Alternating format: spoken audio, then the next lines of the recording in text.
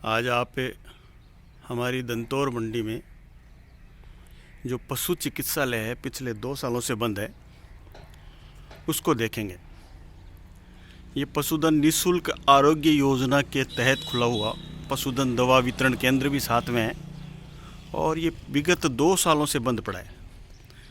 अब ये देखिए आप, यहाँ पर जो हमारे पशुधन सहायक थे उनका नंबर भी मिटा दिया गया है। थे पहले, अब नहीं है।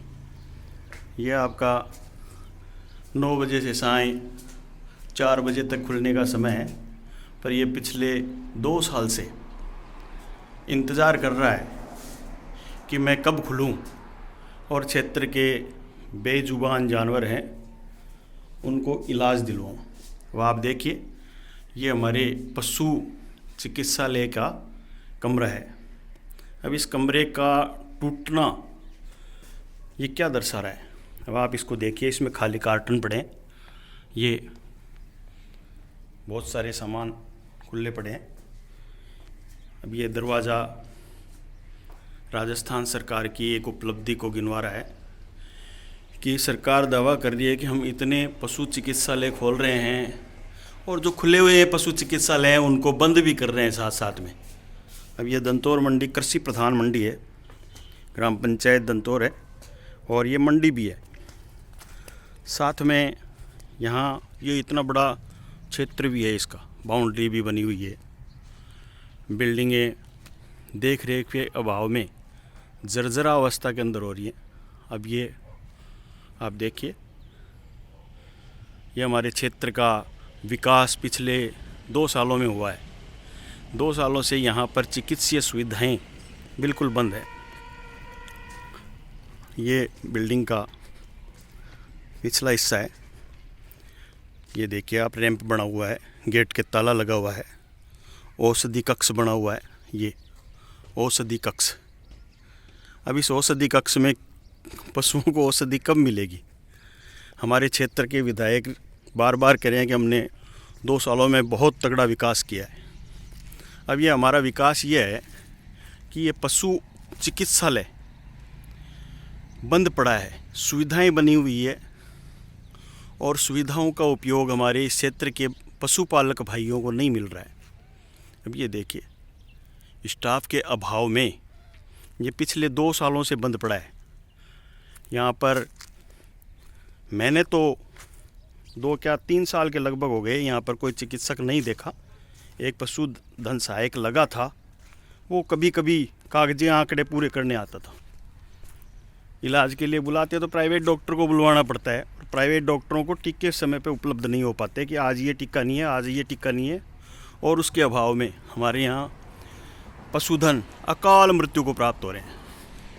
अब बेजुबान हैं, बेजुबानों को इलाज के अभाव में तिल तिल मरते देखकर जो हमारे पशुपालक भाई हैं वो हमारे क्षेत्रीय जनप्रतिनिधियों को बहुत दुआएं दे रहे हैं कि जान से ज़्यादा, अपनी जान से ज़्यादा उन पशुओं को पाल पोस के हमने बड़ा किया और उनकी हालत ये हुई।